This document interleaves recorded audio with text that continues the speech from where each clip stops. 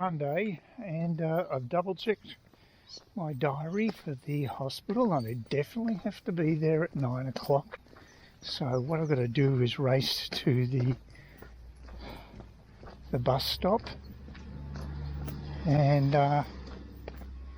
what I'm planning on doing is actually getting a bus up to the shops and then walking to the main bus stop on Cook Highway, because if I get the 110 bus, I should be able to just make it around 9 o'clock to the hospital. Otherwise, it'll be closer to 20 past or half past. So, I haven't tried this before. It depends how long it takes me to walk from the shops to the bus stop. Should only be about 5 minutes, and it should be fine. It's 25 past 8 that the 110 bus gets there. So here at the Cook Highway stop. So in theory it should work. As a matter of fact, the bus here should be get there before the 110, but theory and reality are two different things. So I'm not counting on that. Anyway, it's quite a pleasant morning. The heat has gone, the oppressive heat.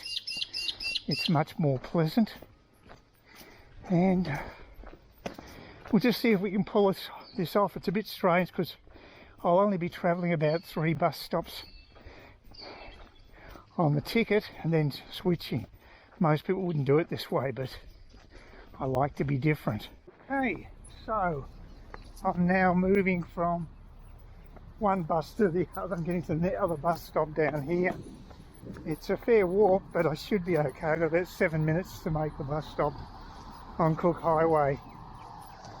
Crazy system they've got up here, but that's what I have to do if I want to get the bus. That bus, the 110, by the skin of my teeth, literally. Well, not literally, just metaphorically, but it was very touch and go. I had to hail the bus as it was going to the stop. It was a minute early. I hate it when buses are early. That's the worst thing. There was someone waiting at the stop anyway. But seriously, if I'd been 30 seconds later, I reckon I might have missed it. So, yeah, that was a bit stressful. So I go and show the bus driver my ticket, which I already had, of course. And then this guy comes up to me, this middle-aged guy, fat guy, and asked if I bought a ticket. And I'm thinking, who the hell are you? He had no signage or whatever. And I said, are you an inspector? And he said, manager. And there was no identification whatsoever. I mean, how unprofessional are Sunbus, or Kinetic as they are these days. Bloody pathetic. And then he got off at the university, and he looked like a guy selling dope. He had a hippie bag. So, I don't know. Anyway, I got here pretty well on time because of this. It's about 9 o'clock now, so I've done pretty well. So that's good, but it's a bit stressful. I mean, really, it shouldn't. That extra minute makes all the difference, but I had to walk at a decent pace just to make that too. So yeah, it was very touch and go, but I got here. I got the 110 bus, which is a lot better because it saves about 23 minutes on the ride, so it's good. And I got the 111 back, and it was over 10 minutes late, and I could have gone on the 110. It actually pulled up just as I got to the bus stop, so that was dumb of me, because it is a long journey and definitely cuts time. I mean, there was a risk I may have to do a long walk back to where I'm living, but probably worth it, I reckon. It's not the most convenient place for public transport, that's for sure, but yeah, you know, it's cost benefit, isn't it? Is it worth living in suburbia with those drawbacks? I mean, there are certainly lots of positives, but the isolation is an issue, that's for sure. And I wouldn't want to live in a big city again though, to be honest. I certainly like it, like this type of environment. The ideal one would be same sort of place near water like this, but with even better transport connections. Pretty impossible ask, I guess. So, but yeah, I don't know. I'm gonna look at options. You never know. I mean, I don't know whether, when I bought that house, I knew that I might be biting off more than I can chew. I mean, it's been a good investment because it went up in price, so I've got no complaints there. But maintenance-wise and things, you know, not sure whether I'm really up for it. Renovations are problematic because you can't get tradies, or you can't get the materials to build the renovation you want to do. So yeah, it's not easy at the moment. The new normal is difficult, but I don't want to ever go back to living in a flat again. I wouldn't want to do that. It is nice and quiet here, and it's nice having a garden, and the neighbours are pretty good. Apart from the wildlife, of course, the plovers can be pains in the asses when they want to be. They weren't this morning, and hopefully they won't be a hassle this afternoon when I go through my gate, but we'll see. It's Friday, and I've just had Dale, the handyman, round here. It's from 8 o'clock this morning to build new wooden inserts into this particular garage. They're all rotting. The wood is rotting, and he's basically building it from scratch. It's a total custom made job that he's done here. Got the wood from Bunnings. The materials cost over $700. I mean, bloody wood is just ridiculously expensive. So that's half of it. He's going to get another one made tomorrow. So it's been a couple of $100 of labour, and he did say there was a cheaper option than doing this, but I like the wood, but you pay through the nose for it. So I'm going to be up for over $1,000, I think, for this job overall. So it's just the way it is. If you do something custom, I guess that's probably a reasonable price, because I don't think he's that bad price-wise, but if you get something custom made using wood, you're up for big bucks these days. Anyway, I'm going to head off to the beach house. Going to reprise my trip I did last Saturday, although I won't be meeting up with the over 50s group. I ended up pulling the plug on that, which may be a little rash, but that's what I've done. I can't very well go back now. I think it's basically burnt my bridges there. There's the plover bird. God, it's actually, I saw it up the road, so it seems to wander around a bit, but I can hear it a mile off. It's got a particularly distinctive chirp, or whatever you call it, but there it is. So yep, right in front of John's place. Anyway, I need the exercise. I did actually walk on Wednesday up to the bottle shop, and that was good exercise. Today I'm going, like I said, I'm going back to the beach house, but not with the group. I'm just meeting up with a neighbour, Steve, and he's dropping off his missus right now at the airport. She's doing training with Virgin. So we're interested to see what happened there, because the amount that they quoted she was going to get paid per hour didn't sound particularly good. So hopefully they've negotiated a better rate for her, because you got to work shifts apart from anything else. And she wouldn't be working on the plane, she'd just be doing the counters apparently. So she's done that sort of work before. So I guess that's fine. So good luck with it today, doing a first day there. I mean, it could be worse. You could be starting to work with Jetstar. That could be harrowing. I would think that Virgin is a slight cut above Jetstar on the pecking order, but we'll see. I might hear back and find out. I'm wearing my big daggy new Target hat. This cost a princely sum of $10.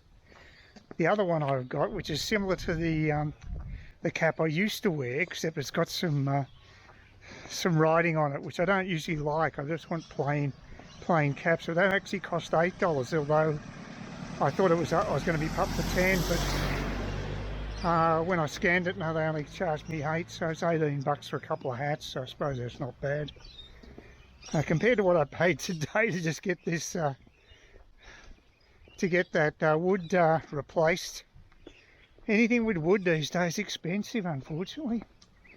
So, yeah, going back to the beach house. Yes, it'll be good to catch up. It's a pleasant place to have a drink, nice breeze, and it gives me a reason to get a bit of exercise too. Got a point to going there, and so good half-hour walk. And you know, it's not a bad walk, cutting across the suburb. So anyway, yeah, I just don't want to. I'm not usually a huge fan of big groups like these social groups, and you know, I don't even know whether we've got anything in common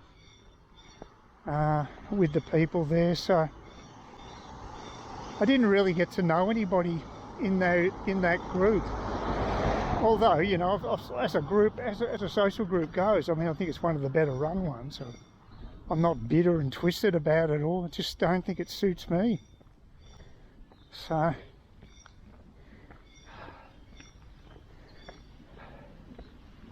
it's one of those things. Whereas when I met up with people who have watched my channel, it's worked fairly well because they know who I am. So the ice has been broken, and maybe that's a more successful way of socialising. A little unconventional, I would have thought, but it seems to work. Yeah, it's very quiet here.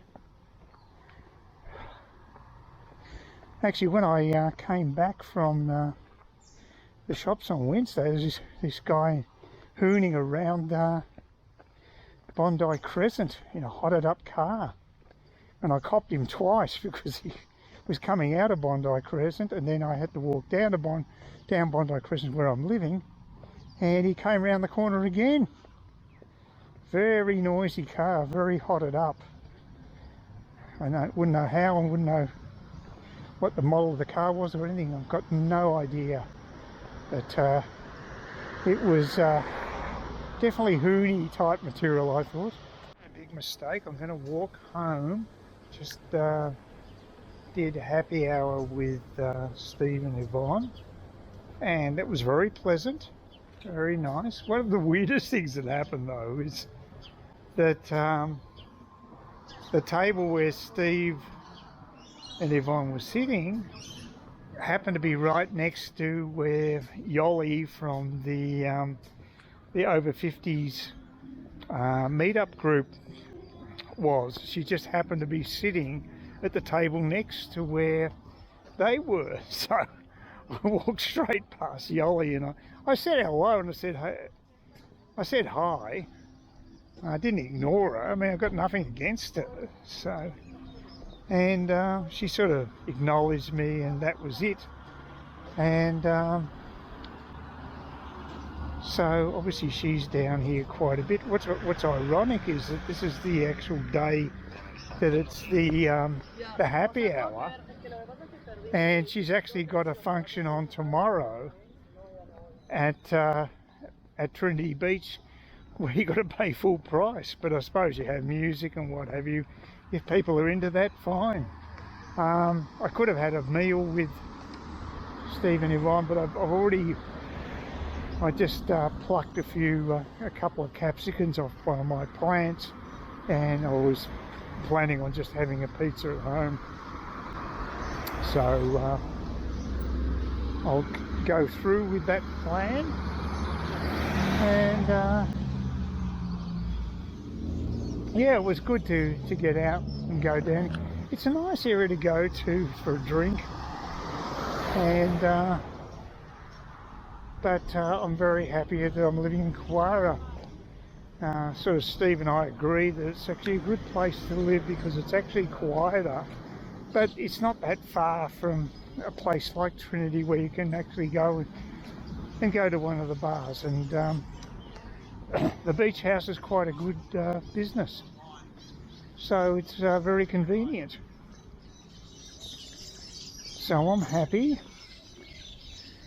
and so we'll catch up at the beach house again sometime, I think. It's Monday morning, usual trip that I have to go down to Cairns. Got to do it again tomorrow, unfortunately. Got a test to do, so it'll be a double whammy this week. And then a blood test on Friday, so it's going to be my medical week. Yeah, not too bad out. It felt warmer in the house. It's really hard to tell. I got a call from a friend I hadn't heard from for some time. He lives in Brisbane, and we had a bit of a chat about things, and I thought it might be his name is Steve, so I've got two Steves. I've got a local Steve just round the corner here, and Steve from Brisbane, so I wasn't sure which one it was. But anyway, he's going okay. He's only paying about $260 for where he lives a week in rent, and he's in the middle of Brisbane, right in the centre. And the same place, they're actually now advertising units there, like a student place, for about $340 or something like that. Although they're not necessarily getting that price, because they've been up for that price for some time now.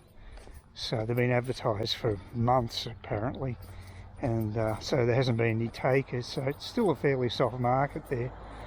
Prices are soft. I actually, out of curiosity, I looked up properties there today in Brisbane, because I'm looking at all my options at the moment, because I'm starting to think that the house has just got too much work to be done, and I might have bitten off more than I could chew with this particular place. And there are units, well, not units, I wouldn't live in a flat again, but there are townhouses in Brisbane. There's a lot more choice if you're prepared to get away from the centre of the city.